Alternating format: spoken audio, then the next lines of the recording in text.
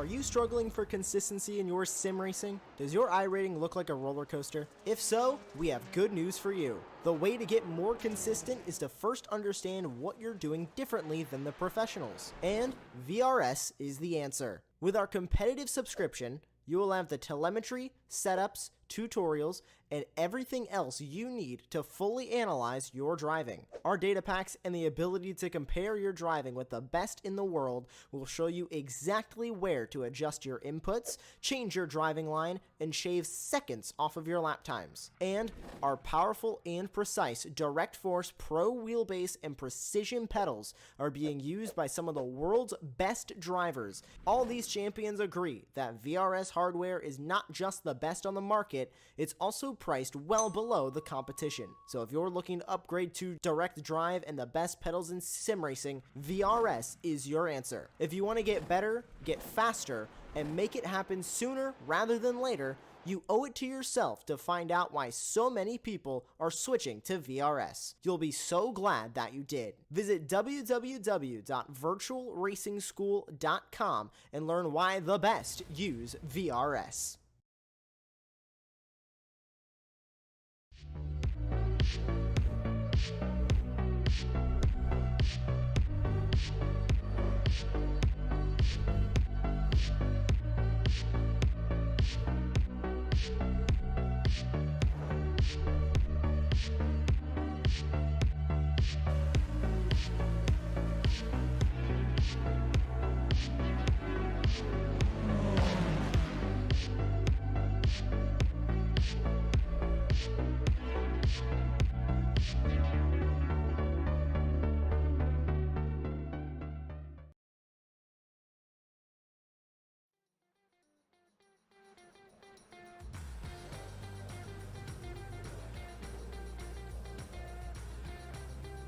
Hello and welcome as the Formula Ford Weekend Warriors by Ray Esports. Raced a short trip from a week ago from Okayama to Tsukuba here on the 2000 circuit, and what a track it is. Such an enigma, renowned within, well, not just iRacing, but many sim racing and even those more simcade based games on the console. It's iconic for its short nature, flowing and synonymous with club sport cars, single-seaters and tin tops alike. I am Tim Cox, got Samula Kume in the virtual production trailer. Returning once again, it's Owen Carroll. Owen, welcome along. I mean, this track, it has a little bit of a meme status in some ways, but then in other ways, it's actually a really good fun car. Really good fun track with club-style cars. The MX-5, the Formula Ford, the V, even GT4s, that gets a little bit more dicey at times. Yeah, for sure. I mean, yeah, this track is obviously, as you said, very flowy and very short, of course. And as you said, them type of cars seem to suit this track very well. But yeah, I'm very interested to see how the guys here tonight get on with this track, because, you know, the fast flow nature of this track and, you know, some of the cambered corners can be a good treat to watch if they go side by side throughout most of them. So yeah, I think we're in for quite a good treat at Tsukuba tonight. We definitely are. This track hasn't changed at all since its inception, all the way back in 1970. Qualifying just going on right now, and well, as we're used to seeing right at the top, it's Jorg Brani and Jason Green currently sharing honours at the front. However, there's some fierce competition in qualifying. Look at that 210 bracket. Renders, Arabian are over the street. And then likewise, Mayer and Ball all incredibly close. In fact, to get yourself on half a second, that comes off top 10 right now.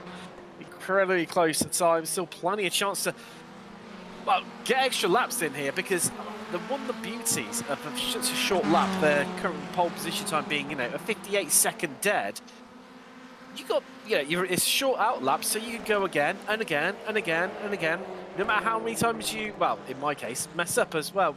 You see a bit of a spin there from almost right on cue. That's Antonio Rice. Somebody doesn't mess up normally, but quite easy through that final corner, isn't it? Turn 9, just to lose the rear end where you're just pushing it and just trying to just carry all that momentum you spoke about earlier, Owen, just all the way through the corner.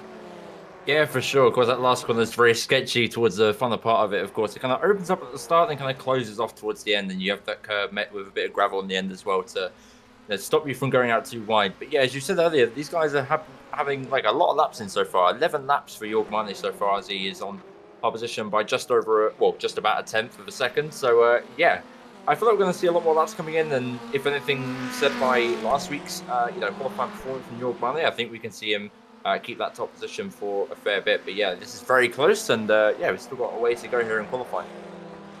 We have indeed. I mean, what's 7 minutes left here? I mean, that's 7 more laps. Something like Spa, you've got just enough time to get your out lap done and then get round again for 1 lap. That is the beauty of this small circuit here today.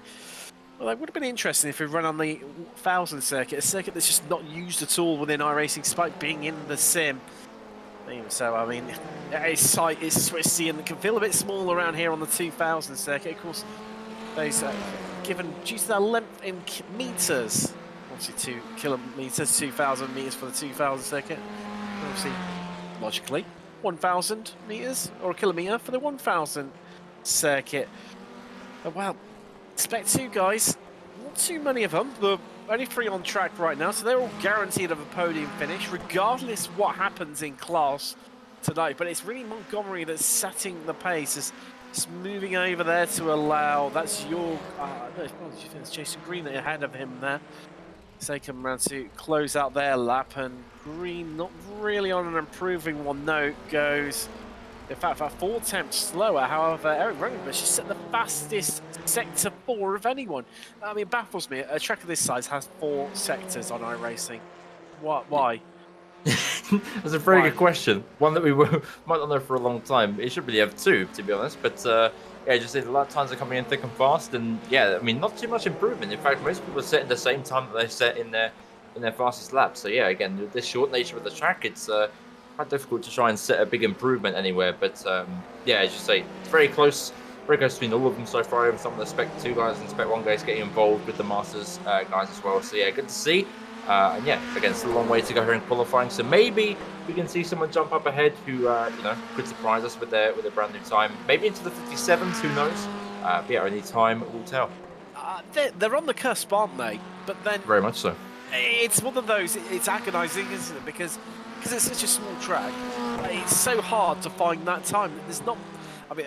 There's 9 corners in inverted commas. I'd say, this was classified around this circuit, largely due to the motorbikes that visit here. However, realistically, turn 2 and 3 aren't really anything, and turn 7 likewise. So you've only really got 1, 2, 3, 4, 5 corners on the circuit to try and find that time, find that grip, make that perfect exit, and just try and claw back some of that margin of deficit. And then equally, not really a chance to slipstream, because it's a bit of a weird one. Like you say, we spoke about that final corner quite a bit. Yes, you can slipstream up to it, but equally, you don't want to be tripping up underneath someone's rear gearbox. Rear gearbox. We only have one gearbox, but lovely analogy there. And yeah, coming into that final corner was so crucial, not just to close out your lap, but then also to start the next one. So it's so hard to find that additional time, especially in this open qualifying format. Yeah, for sure. I mean, these cars are renowned for its front end bite. As we see, a lot of these guys are struggling, as we see there with Megan trying to just rotate the front end a little bit too much there. But yeah, these cars have so much front bite that, especially with this last corner, the flowing nature of it, and it goes on for so long, it can be really hard to kind of keep that front bite planted and not over rotate the rear end at all. And yeah, setting up the lap here is difficult as well, because as you said, not only have you got to keep the car under control for that section, you've also got to try and get a decent lap in to start your next one. So yeah, it's very tough here as we see Renders jumping up, it seems, in Speed 2 with a time that is a little bit closer to Yorgmani. Not something he'd like to see, but he's still P1 nonetheless, just for now. This has gone, what, just over half a tenth slower than Marnie. I mean, it's really hard to comprehend just how much of a difference that is. Certainly around a circuit like this, it's just a tiny bit of extra throttle application through one of the corners, and that is all that's operating. Well, effectively, our top 3 as Green's got slightly quicker as well with a 58.14. It's right on board with Yorgmani to start us off a lap here. Experience plenty of these, and always find it's a bit tricky turn 1. Different lines you can take through there depending on what you want to achieve, but I always find a bit of late apex seems to work better. I mean, I don't know why I'm telling you. You're far more of a pro driver than myself here. Yeah, for sure. I mean, most of these corners you can kind of try and get away with a late apex. Apart from this corner here, as your one is going through now, you kind of want to tuck into the inside and carry that cam all the way through. Will really help you, benefit from that throttle application as well. Get the throttle down nice and early. And these corners again, nice and flowy section here. This little hairpin, you might want to try and hug the inside of it fairly much so, or try and get late apex as your one is looking for there. Does so very nicely. Runs out on one side to the left hand side. Nice and open out the steering there. As we approach the last corner as well, it's going to be quite hard to kind of keep that front end nice and bit, as I'd like to call it, through, as we see him just going to go for a move in this qualifying lap. He seems racing early on. We want to get going with only 2 minutes left to go. It's a nice apex there on the line, and gets a little bit held up by the 2.60 car there. It's not really going to help his lap very much. It's not, as we've just had Arabian go second. Well, I mean, look at that. Second, third, and fourth covered by 0.02 of a second. Frightening. I mean, it's going to be fierce and competitive between those top 4, certainly, if qualifying's to go by. I did discredit a few of the drivers a little bit further down through the field, the likes of your Overstreets, your Reeses, your Ronenbergs too. They'll definitely be in there fighting it out if they get half a chance. And especially if they... it's going to be interesting with this circuit and how the top 4 play this. Whether they work together and work their way through, or go for something a little bit different. Of course, I mean, Simon Ball, 7th at the moment in qualifying. He's had a victory already this season all the way back at Watkins Glen. Thomas Renders has 2. He's currently in 3rd. So there's still plenty of competitive drivers out there trying to achieve this one. And, well, down it within the final minute. Pretty much those who haven't started a lap now, they're not going to get an additional time in. So this is it, last chance for so many of our drivers, although a few of them are already into the pits of C. Brewster. His last lap was an improvement of 58.69. Moving up into 11th place, did the American, as he just rounds into the penultimate corner here at Tsukuba, the hairpin, winds it up. Pick up a bit of a slipstream there from the car in front of him, which is Alan de Garcias. What can Brewster achieve here? Is it going to be an improvement from him? He's only gone really faster in Sector 2, so I don't think there's going to be too much improvement, if at all. 58.69 to beat, and, well, there we go. Shaves a 10th off. In fact, just over 58.57, although not good enough to move him ahead of Montgomery and, well, any of the other drivers in front of him. So he'll start 11th, although Ronenberg just displacing Ball there for 7th place. Great lap from him. 58.35 that last time around for another one of our many Americans in this series. And check flag out. That's just done and dusted in qualifying. Yeah, and very close indeed, especially within the top 3 as well. Very, very close, separated by just over 0.05 of a second. So yeah, it should be a very close race, and especially with this draft as well. There's a lot of kind of straights here, especially the back straight, which kind of allow some overtaking maneuvers into the final corner, which will be pretty exciting to watch. We know how sketchy that last corner has been, as we talked about before, with a lot of people losing the rear end here and there. So yeah, I think we're in for a pretty good race here at Tsukuba, and hopefully some nice side-by-side action from most of these flowing corners. So Terry Race is taking the opportunity there to head out, and it's got a bit of extra time in the car before we head across into the race. Of course, 40 minutes of racing coming up for you very shortly. It's going to take away the victory. It's going to be interesting. We're going to have 20 cars, although Taj Hansen did attempt qualifying, however, managed to get 2 laps in. Time's deleted on both of those, so he will start from the back all the way in 20th. So 10 rows, there we go. As the checker fully up, and just transition across the race now. I'll take you through your grid very shortly. Here we go. Yogmani starts on pole with Ferenc Arabian alongside him. Thomas Renders on the 2nd row with Jason Green. Then it's Overstreet and Mayer who are going to make up a row 3 of the grid, with Ronenberg just displacing Simon Ball. Those two obviously start for the same row, but just swapping around there in the depths of qualifying. 7th and 8th for those, respectively. Then row 5, and to round out your top 10, it's 2nd in Masters and 1st in Spec 2. Antonio Race is next to Chris Montgomery. We've got Jem Brewster and Pedro Carvalho in row 6, row 7 sees Alan DeGarcias and Michael Jean alongside one another, and Bradshaw. He's got Jeff Jacobson for company, with row 9 being Tom Laurie and Gary Walbolt. American row there, and Franz Reck and Kaj Hansen, who mentioned, did not set a time during qualifying, so he will start last to both his laps. Sadly, being deleted due to track excursions and off-track limits there.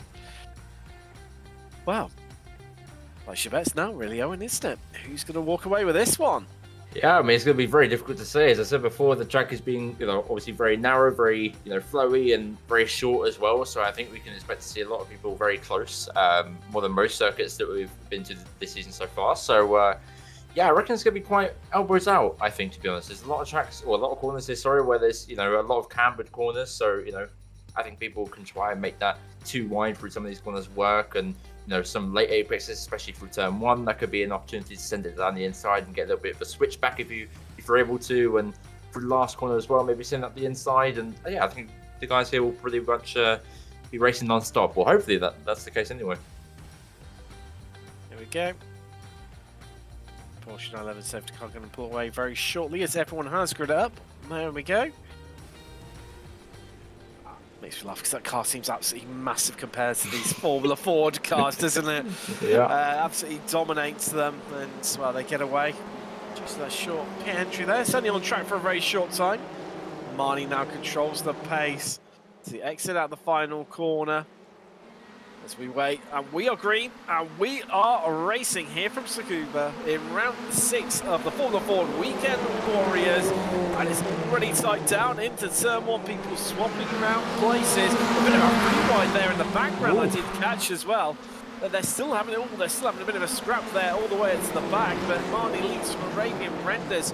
Overstreet has gathered up 1 place so far and trying to make it 2. In fact, actually no. It was Green, who was the driver, who she was trying to make it past at this early stage. Can't quite get it done. However, they've all had a good shuffle around the back, and it was Hansen, in fact, who made it 3 places. You're going to see some Bradshaw dropping 6 and 5, respectively, in this opening lap. I mean, that's not the start you want to have, because it is a challenge to pass around here. Yeah, indeed. The start you do want to have, though, is won by Jorg Marnie. He's very comfortably in the lead so far. Haven't had too much pressure from behind, even though it's a small gap. Only 3 tenths still separates them and separates most of the guys here so far. So, yeah, very good start by Jorg Marnie so far. And, yeah, it's looking very dicey, as I said before. And let's see if this slipstream comes into effect in turn 1. Goes winding the cars up right now. Down into turn 1 we go, hard onto the brakes, and that is the move done there. And Ronenberg, well, not just done once, done twice as Ball and Race slip their way past the... Would we see Eric try and make a move down the cambered corner at turn 3, it seems? Yeah, he's trying to keep on the positions that he kind of lost there at the very beginning. He's just all out of shape at the minute, going offline. He's still trying to hold that position well. He's doing very well so far as Eric to try and hold on that position and yeah, keeps Antonio behind for now as he tries towards the inside. Doesn't get the move done as much as he'd like to. Keeps the position in P8 for now, but yeah, Sunball moves up into P7 so far. So yeah, very good start by these guys so far. Keeping position fairly easy so far. But yeah, still a couple of moves here and there as Eric looks towards the inside last corner. It's a little bit of a look to the right-hand side mirror of Simon Ball there as we look down towards turn 1. Let's see if Eric can try and make a little revenge move, it seems. Chance to go towards the outside. Can he make a stick around the outside of turn 1? Try and get a switch back at all. No, it seems like Antonio is going to go side by side again with Eric.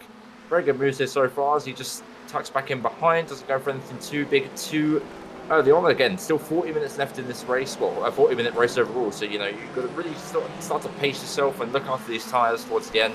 The flow nature of this track will damage your tyre wear in some way. So, yeah, got to make sure that you're really keeping after them. But, yeah, these moves are looking quite dicey early on so far. They definitely are, aren't they? And, I mean, it's hard to know where to look at it in some ways. This feels still tightly compacted in these early stages. I mean, it feels like we should be far deeper in to the race at 2 minutes 50 than we actually are. Just the amount of laps we've already completed. Marnie leading the way by, well, nearly half a second right now. Arabian second, Renders third, Green fourth. There's Overstreet, Mayer, Ball, Ronenberg, who it's Ronenberg, well, back on the attack once again, looking to reclaim that place. Oh, and as you were saying, talking about And it's tricky, isn't it, when you're so tightly compared to that turn one, because if you try and make it around the outside, the car behind you, when you're in a free car battle like this, just says, thank you very much, I'll have that gap from you, and slips from the inside, and you actually lose a place. Yeah, for sure. It's very tough in these cars as well, as you just said. So, yeah, I think Eric's in a pretty good position at the minute. He's still in a decent gap with the guys, behind him. So, not really got too much to focus on at the minute. I think Antonio's realised that as well. Whenever he tries to make a move, it kind of gets a bit hinged away a little bit here. But yeah, still looking towards the inside, just making sure that Eric knows he's still there, so the threat is still very much alive. But yeah, didn't want to make too many moves too early on, otherwise they're going to lose that pack at the front, which they already have started to do as well. At the top 5 or 6 or so has already started to pull away. Seems like someone's trying to defend the inside. Antonio looks towards the inside, trying to get some move done. Is a little bit alongside, rear wheel to front wheel, hits the curb a little bit, loses the front. Oh, luckily saved just then. There could have been a massive crash into the wall there, but yeah, keeps that car under control, but loses positions in the process. Or nearly makes contact as well there with Jim Brewster, who's coming flying through with Chris Montgomery. And Race looks like he's going to drop even further behind. Yeah, that's the move done from Brewster. Exactly what he wanted. Those two, of course, battling out now. Brewster and Rice for second in Masters. 10th and 11th overall between those two. And, I mean, that scene for Brewster, like all of his Christmases came in at once as Race had that massive moment. He would have, I'm sure he probably would have clocked it at the relative, and then all of a sudden slips past him, and nearly been a contact there between the pair of them. Yeah, for sure. They're very much racing here so far at the very early stages of this race. But yeah, Antonio's not going to be too happy with himself so far, as we see Simon and Eric go side by side for the last corner. They make contact a little bit there, rear wheel to front wheel, and there's the spin from Eric. Just gets caught on the rails, and that's his race over with suspension damage and his rear wheel off into the distance. So yeah, shame to see that from Eric and Simon making contact there, but it's going to happen. As we mentioned before, the last one is very sketchy, and you need to stick to that kind of line that you want to make. And yeah, they make contact, and Eric comes off worse. Oh, there's a spin in the background there. Who is that? That is Karj Hansen, who had an absolutely storming start from the back. Sadly, all of his hard work all undone. Didn't manage to lap in qualifying, so did join incredibly late, so that is why. That's a bit ahead of them. Battles are plenty as Laurie going at it with Janae here. I don't know. Oh, Jesus, goes with Gary Wolbolt. No, it is with Michael Janae Allison. So it's having a bit of a moment there. Those two swapping around, and yeah, just confusing me a little bit as to who it was. It's just, I would say it's calming down a little bit, but it's a bit of a weird one, this, isn't it? I keep referring to that short track length, but yeah, normally you sort of settle down about 3 or 4 laps in. We're already on lap 7, and we're only 6 minutes into the race. I mean, we shouldn't be settling down already in some ways by normal standards, but it's definitely starting to, a few gaps emerging already as well. That's not going to help yourself at all there, Tom Laurie, is definitely losing the place there to Michael Janae Nelson. Yeah, for sure. It was a good move there by Tom Laurie to make that move into turn one, really decisive, but just overcooked it going in the entry and met the grass on the exit as well. So yeah, shame for Laurie there, but yeah, strong move so far into turn one, but just couldn't make much of it on the exit there so far. It's starting to eke out a little bit at the front, isn't it? Marnie's extending that gap out to 7 tenths. Only a couple of minutes ago was 7 tenths. Renders, he's 7 tenths behind him. However, Jason Green is in full attack mode right now. The closest of our top 5 between them and the car in front of them. She's just clean hold at the moment. She's about 7 tenths behind Green. Love for Green to start getting into battling with Renders and fighting with him so that they close up that gap even quicker. But while making a mistake like that will definitely help the situation.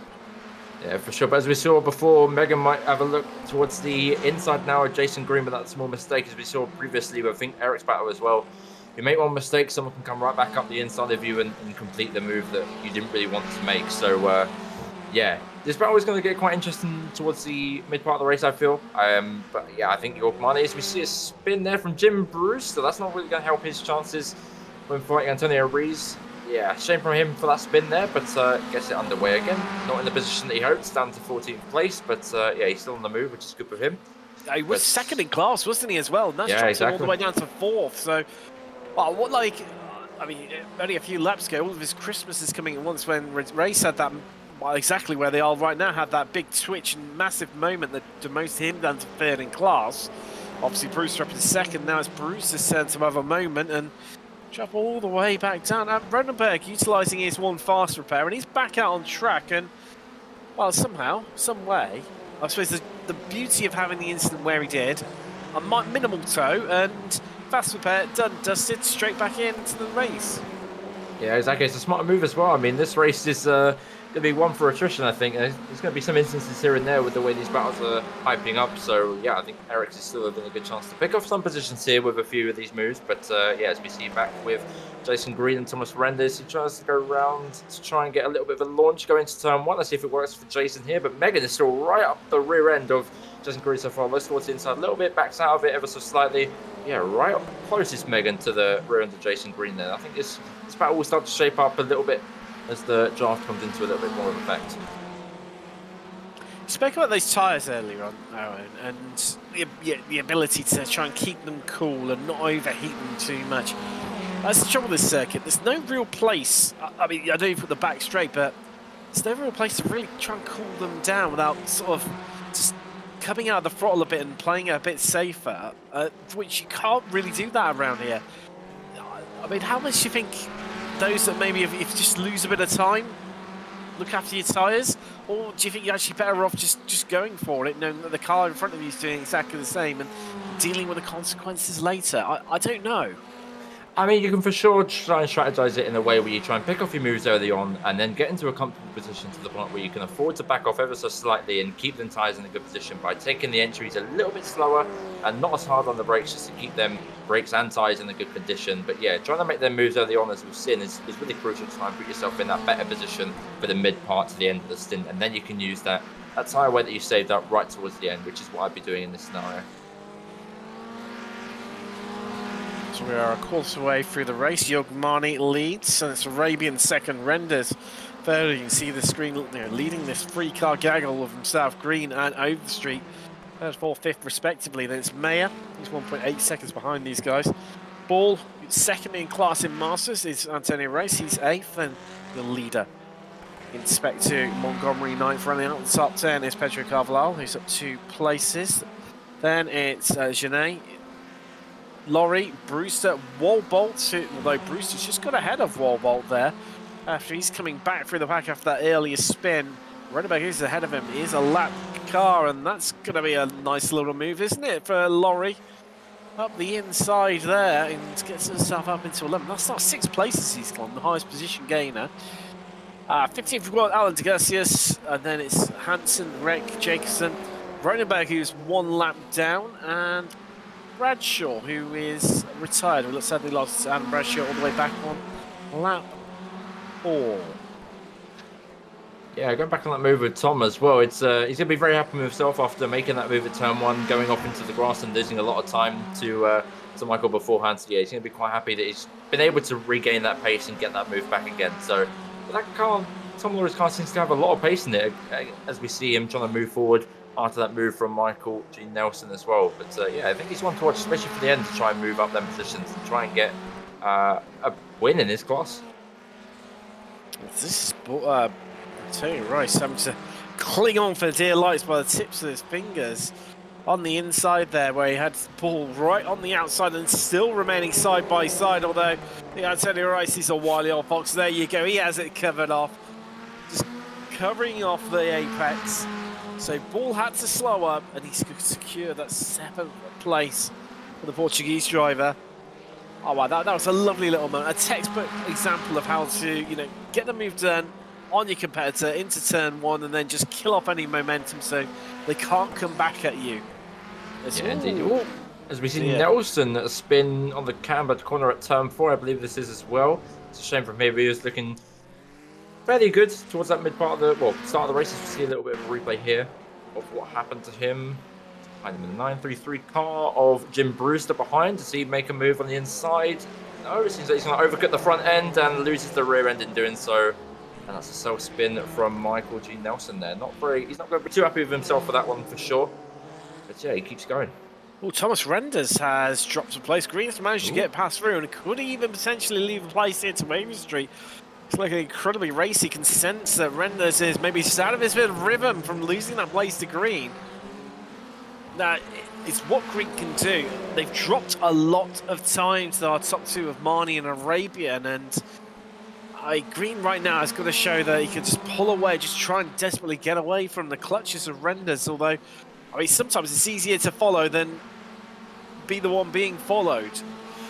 Yeah, for sure. I feel like Jason's not really worried too much about the pressure of Thomas behind. He's already made a 5-10 gap so far from that move. So, yeah, he's off on the charge for the front two so far. Yeah, it seems like he has the pace to do so. So we see Thomas just go a little bit wider. Megan looking towards the inside, but we can carry that momentum through to turn one. Thomas will have a little bit of overspeed from that last corner. Megan looking towards the inside. Launches the car in. Does she get that move stuck? Oh, it's side by side, very close on the exit there. You have a flowing corners through 2 and 3 soon to come, and then the camber turn 4. It seems like Thomas is ahead a little bit for now. We'll get the inside line for this camber corner. We'll really help him out here. Does so, and yeah, Megan goes a little bit wide, giving the move to Thomas Renders there. But yeah, let's see what Jason can do to try and catch up to the top two at the front. He's going to have to dig deep, isn't he? I mean, some big old margin. 3.5 seconds the gap to Arabian, currently in second, who's himself a second behind Marnie, still leading here at the fast approaching 15-minute mark out of 40 from Tsukuba. We head to next week. Bit of a different track. We're in Atlanta. Won't be short of overtaking opportunities around there. Well, that's for certain. And won't have to worry about the tyre temperatures either quite as much, unless it's a scorching hot track. Maybe it remains to be seen. Of course, late in the season, visiting Rudskogen, Old Park, Lime Rock Park, Brands Hatch, and Road America. Lovely. Not a bad little season. Not a bad one at all, but still a long way to go before, well, pretty much at the halfway stage, aren't we now? Week 6 out of the 12. As we start to get down to the business end. You know, these newscasts, people starting to find their feet with them. Like, last time I have just wanted to find your feet with them. Seeing that gap has shrunk a little bit between Arabian and Marnie. Arabian did set the new fastest lap of the race of 58.19. That is the time to beat. And equally, I'll tell you, I think he's actually got away ever so slightly. Yeah, I think he's increased the gap over Green in third. It's right about 3.5 seconds, now up to 3 3/4 seconds. Yeah, they're both on the charge, it seems, as well, as we see, you know, Arabian take another fastest lap as well by like only 1/100th of a second, now at 58.18, not far away from the key times that we saw, obviously being only a 10th quicker. So, yeah, he's on the charge to try and catch up to York Marnie. But yeah, Jason obviously trying to get that momentum building, but he's only done the 58.32, not as good as obviously Arabian's 58.18 and York Money's 58.27, as York Money actually takes the Sector 2 fastest time as well. So yeah, these guys are trying to cook up something in the oven to try and build that momentum away from Green. They've probably seen the pace that Green's got and probably think they don't want much of that business. So yeah, they're definitely on the charge to try and get some momentum built for the top two.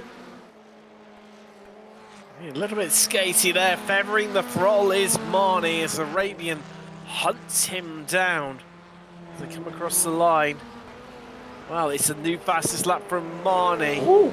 A new personal best, or at least equaling from Arabian. You said they're really pushing it, but they just. It looks like Arabian just taking a big chunk of time out into turn 1 over Marnie, and I suppose having that bit of a buffer, Marnie's got the control of this race, hasn't he? Back somewhere off camera, Overstreet has made it past Renders. Oh, looks like Renders is off. Whether it's the same thing we saw with Jim Brewster before, where he lost it on the entry. Let's have a look. Let's see a replay. Yeah, it seems like it's going to be a self-spin. No one else around him to cause him to spin him other than himself. So let's have a look. Is it similar to what we saw before? Just a little bit more wide, but yeah, just... Oh, dear. That's a big hit on the suspension. I'm very surprised that Megan's still able to continue. That's a big hit on the right front suspension of Megan there. But yeah, they're able to keep on going, and the car seems to be in a stable condition. But I know, as we see Thomas pitting for, I believe, a repair. Both of them do, in fact.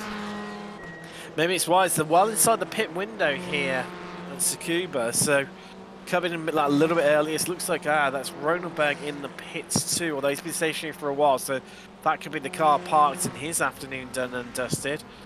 That's where Renders and Overstreet head in. Where are they going to come out? And also, what sort of traffic are they going to come out into? That's a bit of an interesting point. There's Alan Garcias ahead of them. So Overstreet out first, although she did come into the pits first, so that would make a bit of sense. And speaking of the traffic, there it is. Franz Rek just ahead while we squeeze the outside. Overstreet knows she's got to get the move done early. There we go. I don't feel work too hard for it, of course, but yes, Thomas Renders comes out quite far behind, actually, further than what we saw when into the pits compared to Megan. But yeah, I mean, they get the pit stop done and out the way with, so let's have a look at where they come out compared to the rest of them when they start making their pits. But yeah, obviously a shame for Renders to have that little bit of a mistake. Very similar to what we saw with Jim, but obviously just was a bit wider, so I came back on the track and straight into the suspension of Megan Overstreet there. This shows just what it comes down to in terms of practicing your pit entries and exits. So there was only 2 temps different in terms of time stationary between both Overstreet and Renders. However, Overstreet was 1.5 seconds quicker, or shorter time, than what Renders was throughout the whole of the pit lane. So just goes to show, doesn't it? It's that, yeah, they're practicing those entrances and exits, and that's why they've come out so much further apart than what we were expecting. Yeah, it's very key. Of course, you don't have much range in terms of the fuel that you put into this car with, so it's more about, as you said, getting that entry and exit and pit entry box and exit very nailed. And yeah, it seems like Megan did that over Thomas Renders for sure. Yeah, as we saw there, Tom Lowry let him past Jim Brewster. So he didn't really fight for it much, or didn't really try and defend it much at all. So maybe he believes that Jim Brewster has the potential and the pace to keep, putting forward and putting Tom along. So it's a smart move if that's the case from Tom Lowry. So last time around, another new fastest lap. Arabian taking that one as this battle. See how this one pans out. And like you say, Laurie said to give that one relatively easy to Brewster, but then Laurie straight back on it, and like he's getting stuck in and trying to fight this one out. Yeah, indeed. It seems like what's the gap they got ahead of them? So they got like a very big gap actually, very big gap of 6 seconds in front of them. So maybe Jim is thinking about the long game here. As we see the interval screen there, yeah. So a big gap in front of them. So maybe they're just thinking to try and catch up to the rest of them ahead and see what they can do towards the later part of the race here. But yeah, as you mentioned before with Arabian, getting very close to the end of the real one here. In fact, 0.4, now 0.3 is the gap now between both of them. And yeah, they're really trying to stick it up between them both, trading fastest laps, and they have both the fastest laps shared of 58.10. So yeah, it's very close to them too as well, as we see them two get very close as well in Jim Brewster and Tom Lowry. Funny enough, I was waiting for you to finish your point, and then you beat me to it over the whole Arabian and Marnie battle. I've just been sat there, watching, and they just see what they do. Like so many of the drivers, where they're far stronger in one part of the circuit, the other driver's weaker, faster in the other, and the times, it's like an accordion. It closes up, it contracts, then it expands again, in and out those gaps. It's like we're seeing there between Brewster and Laurie, but here are our top two, and it's close right down to 4 attempts, and starting to feel the pressure maybe a little bit is Marnie. Although having said that, his lap time last time around just ever so slightly quicker. This is realistically more, the work here is for Arabian to do, not necessarily for Marnie. We know how tricky it is to pass around here.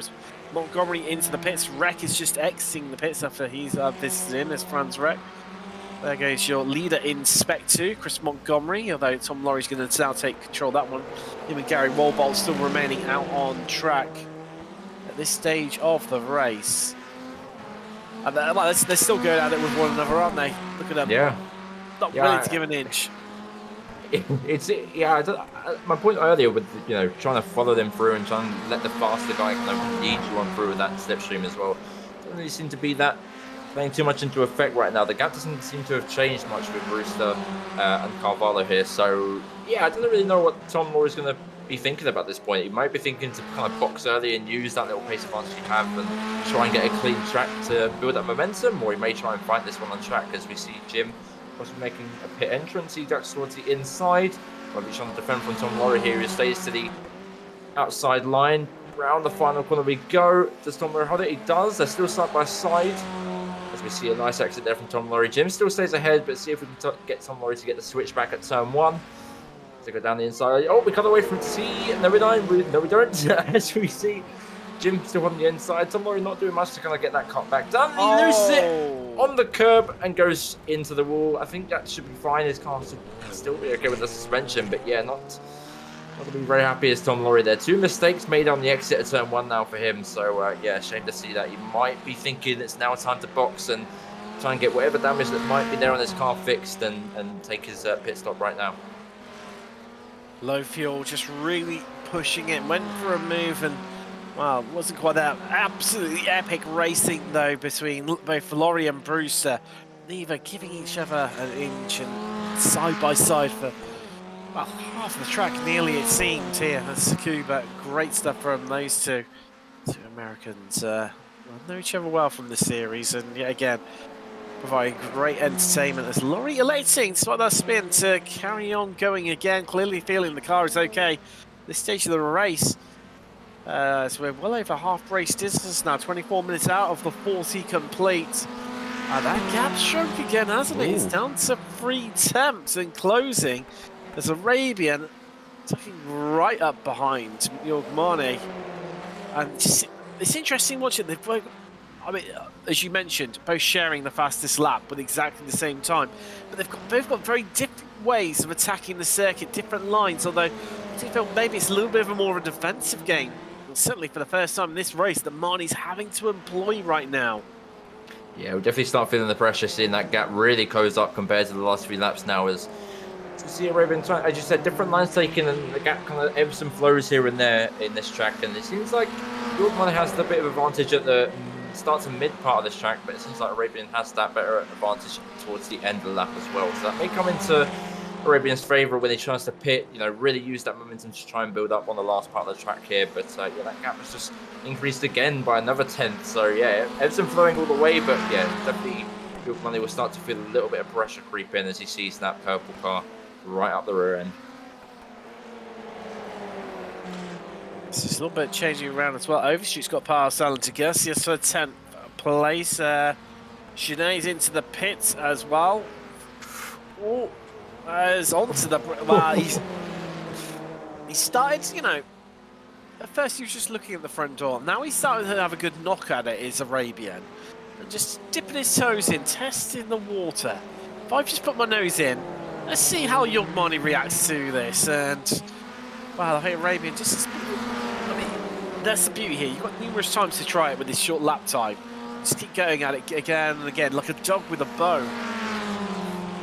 Although, I mean, does he try and get him in the pit stops? I don't know. I mean, as you said, Owen, there's so little flexibility in terms of, you know, how much fuel you put into the car. It's very strict set amounts with big jumps in between them. So this could come down to an absolute dogfight in the closing laps, I think. Yeah, for sure. And as you mentioned with the fuel, it doesn't seem to be much of a fuel game with these pit stops. It seems to be more about how confident are you with that pit entry and pit box entry and exits as well. So if Arabian feels like he has the better advantage and he's confident about how quick he can take that entry into pit lane, maybe you can try and get him in the pits. But if he's not that confident, you can try and do it on track. Try and, you know, keep your money behind until the pit stop and see what plays from there. But he definitely has the pace, I think, a little bit at this stage, just over your money a little bit. I mean, his last lap not showing too great, but he definitely has the momentum in the final part of the sector. So maybe he can use that advantage to try and get out in clean air and hopefully have a better sector 1, sector 2, and yeah, see if he can try and make that momentum outside the pit lane. I think, I mean, surely Arabian's got to have the better the better tyres. No, other way around. Marnie's going to have the better tyres, where he hasn't had to push anywhere near as hard as Arabian has been in recent laps to close the gap down, try and hunt down Marnie and just ask those questions the Swiss driver, although they are all starting to encroach on a little bit of traffic. They have lapped so far everyone up into and including Walbolt in 14th, who 4 places. Not as good as Tom Laurie's at 8 currently, but those drivers yet to start. Top driver that has stopped, you see on the screen right now, that is Overstreet. He's just 3 tenths behind Laurie, and I think this could be the move done. Well, a little bit deceptive there from the camera angle. I thought she was really closing in. It was going to make a move there into the final corner. Elected against it. And I tell you what. It's very close.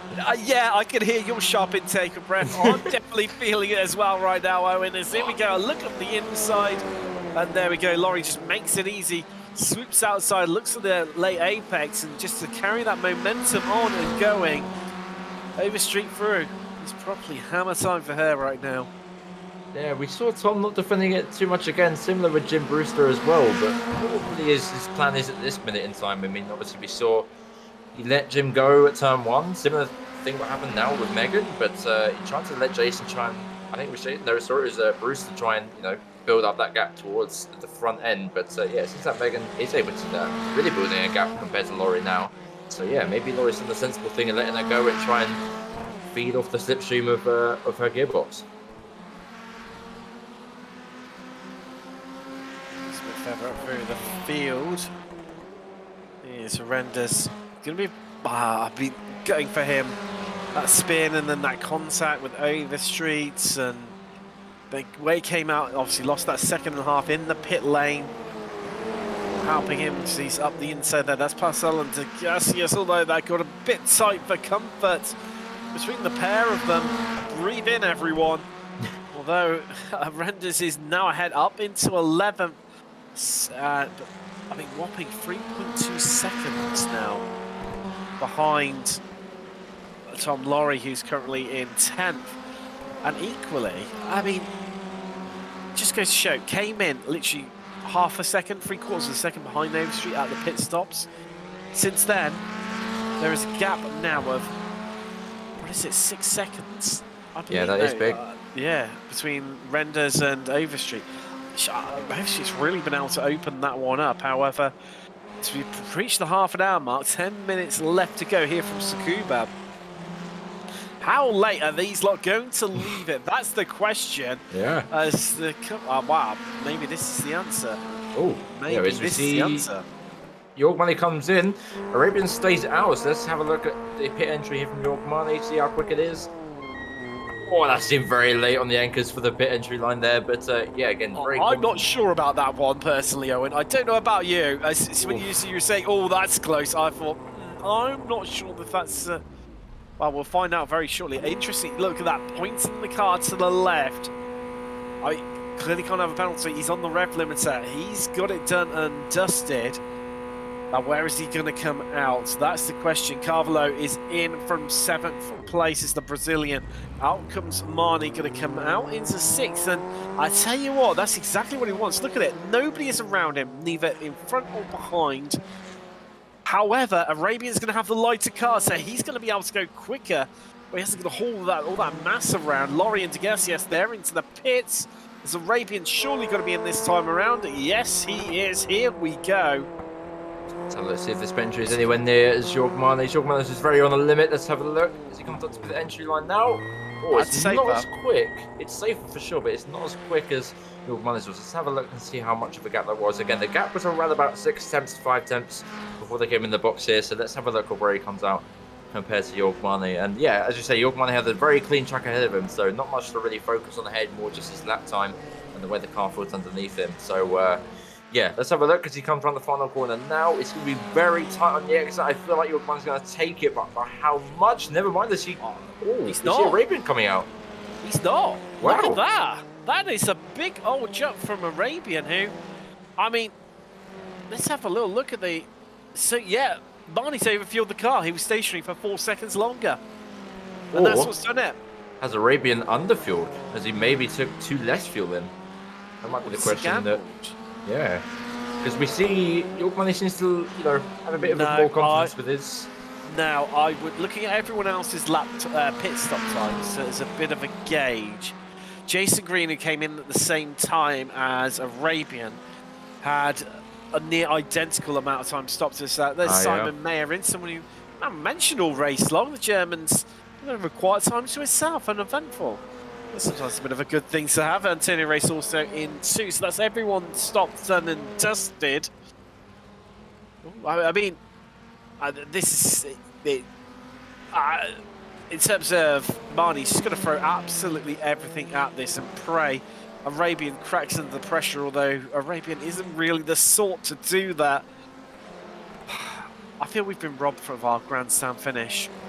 I wouldn't be so sure for now because, you know, looking at most of the lap times beforehand, I saw that Yorkman had a little bit of an advantage here and there over Arabian. So, yeah, I think this might go fairly close. If a bit of traffic helps out here and there, I mean, the gap is still 1.4, so that is, you know, a gap that can be closed up. We saw it before with the opposite way around at the beginning of the race. It was around about 1 second, then closed up to 2 tenths, and spread out again 6 tenths. So it has been ebb and flowing, as we've mentioned before, here and there in this track. So I wouldn't call it the very end so far. There might be a mistake made by Arabian or Marnie really turning up the heat and giving it a proper old hammer time towards the end.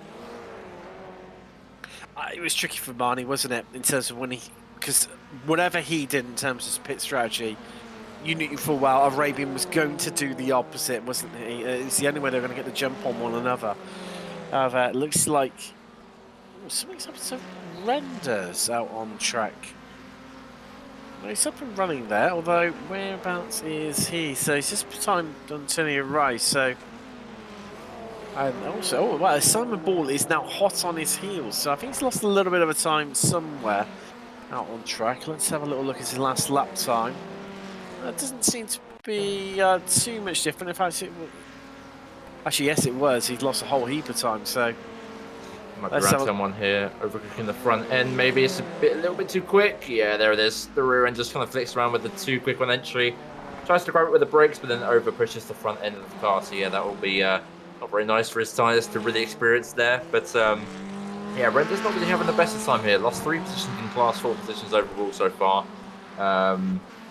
Yeah, this is not the round to remember for Render so far.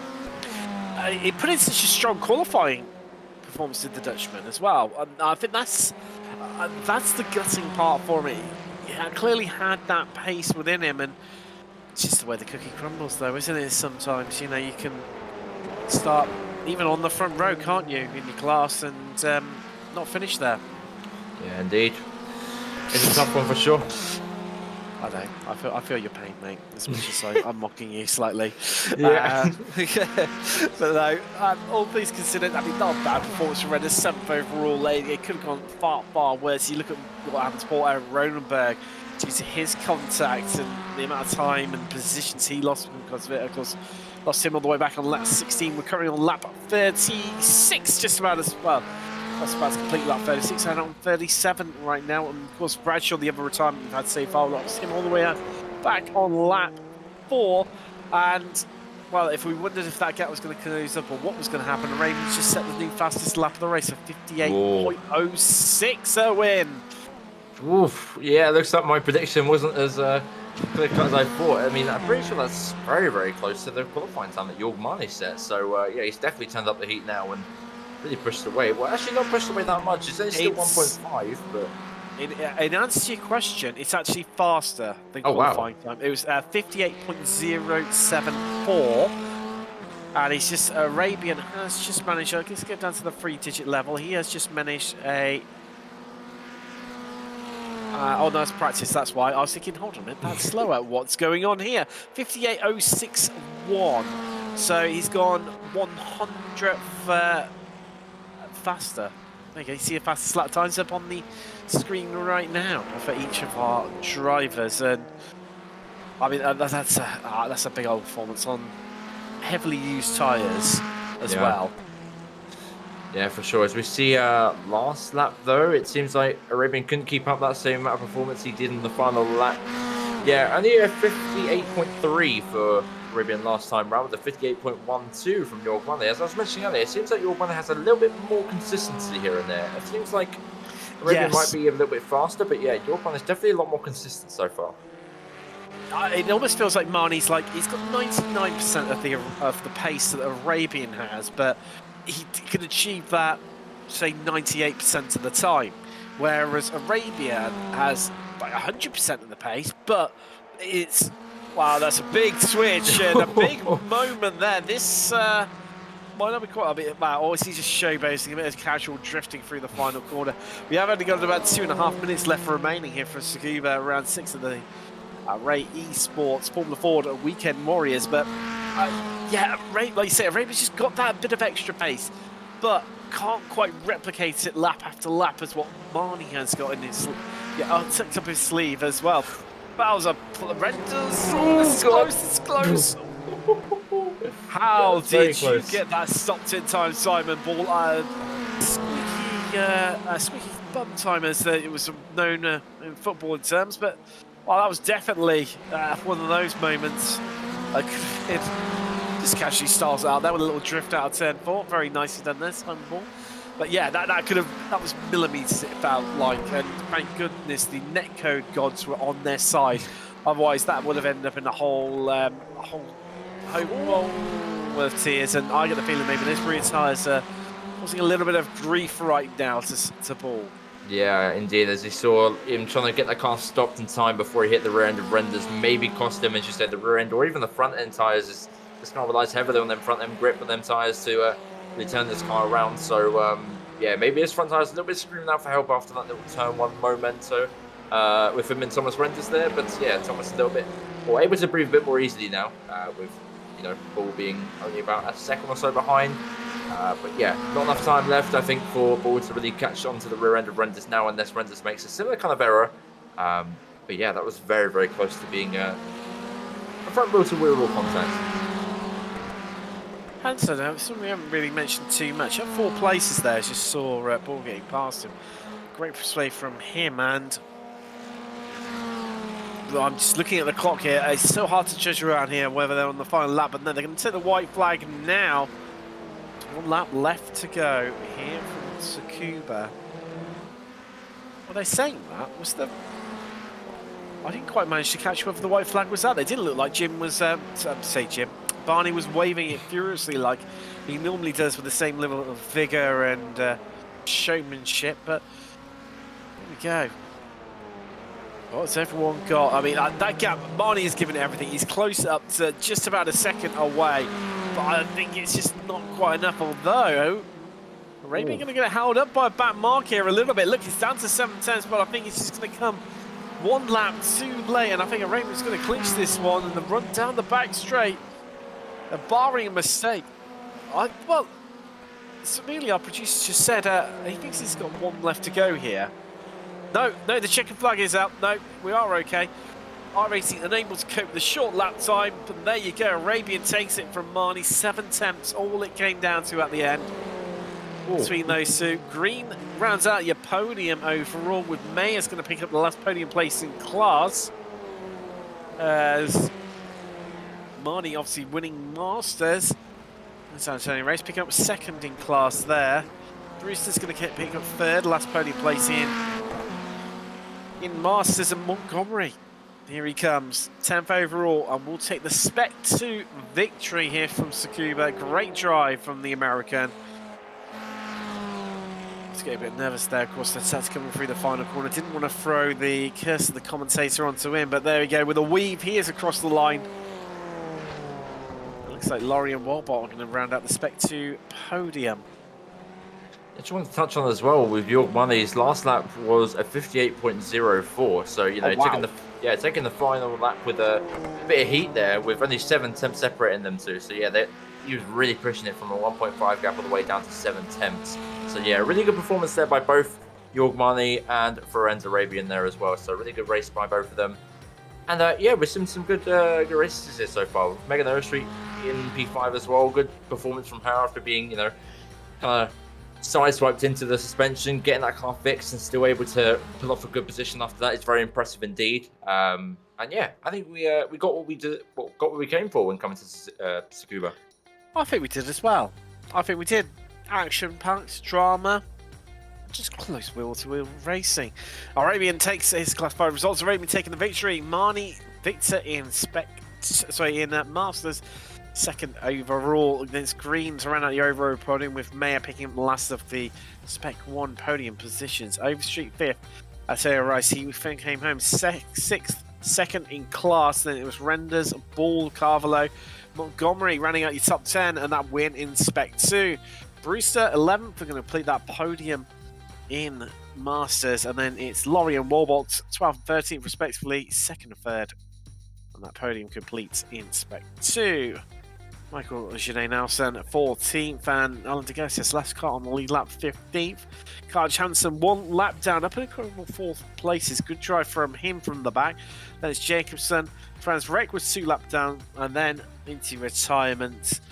Lotte Ronenberg back on lap 16, and Bradshaw back on lap 4. Let's have a chat to some of our drivers. And, well, first off, let's take Franz Arabian into the commentary booth. Hello. What? Well, I mean, we were saying in commentary it was all going to come down to pit strategy, most likely, between yourself and Jorg Marni, and well, that's what it came down to in the end. I mean, were you surprised to see the gap when you came out after the pit stops? Just how far ahead you were ahead of Jorg?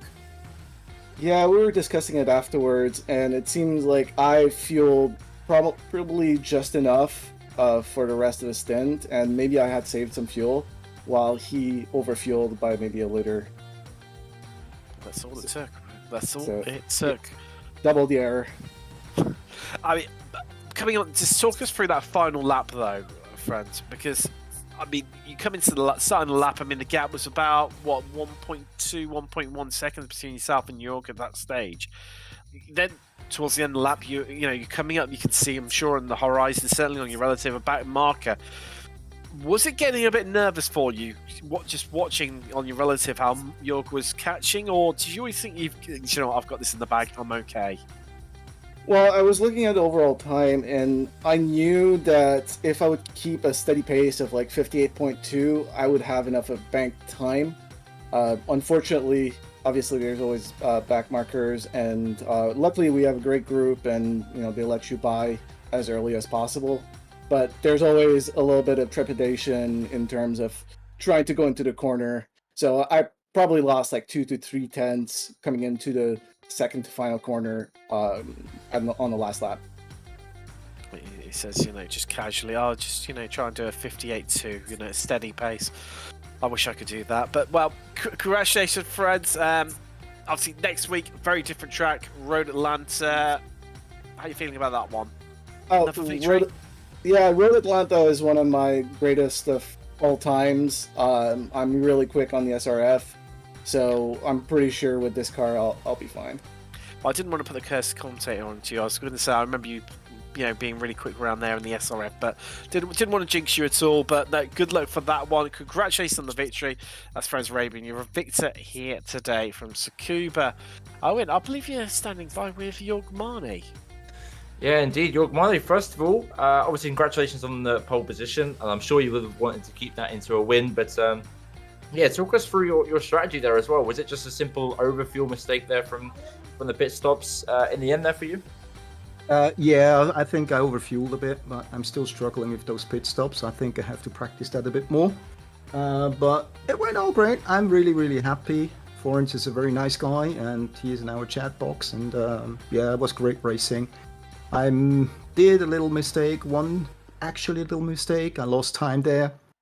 I lost time of lapping one car because I was too overcautious of, my history in the Spec Ford. So I was too cautious and I lost too much. But otherwise, I would have even the chance to get away because I really had a steady pace. I saw that. I didn't watch the times that much. I just felt it. That was always steady. And but it was a great race. It was really a lot of fun. Yeah, for sure. Your pace there, especially towards the end, obviously coming out 1.5 seconds behind Forenz at the end there, all the way down to 7/10 with some really impressive lap times, especially towards the end there. So yeah, very solid pace from you and a solid race around, it seems.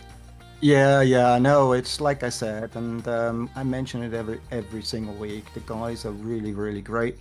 They push you to get better and better, and I finally got the hang of the raid car. We call it raid car because it was called that way at the beginning because of Stevie Ray. And it's a lot of fun. And broadcasting, you guys always broadcasting us. That's so fantastic. Thanks a lot again to you guys. It's always a lot of fun to watch the video stream afterwards as well. Yeah, we appreciate that. And again, final question, similar one to what we asked Forenz as well. Road Atlanta next week. How are you looking for that one? I know Road Atlanta in and out. Lovely. I have. I think. I don't know how many laps I did there, countless, I think, for my kind of thing. I'm looking forward. It's not a bad track. My worst section is the first S section. It's always a bit tricky for me. But with this car, it might work out for me. But I'm looking forward for it. It's going to be fun. Lovely stuff. Yeah, again, congratulations on P2 today. And yeah, we look forward to seeing you again at Road Atlanta. Thanks a lot, guys, and have a nice evening. You too, mate. Bye-bye. So Jörg Marty there, and well, that's all we've got time for this week. Stay tuned, because coming up in around about an hour's time is the SRF, the Ford Spec Racers of the Weekend Warriors. They'll be live here on Apex Racing TV. Make sure you tune in for that one. Big grids in that one. Definitely, well, expecting well over 45 drivers. Make sure you tune in for that. That's all we've got time for. We'll see you in a week's time from Road Atlanta. I've been Tim Cox with Owen Carroll. That's Samuli Kumo, and we will see you then. Good night.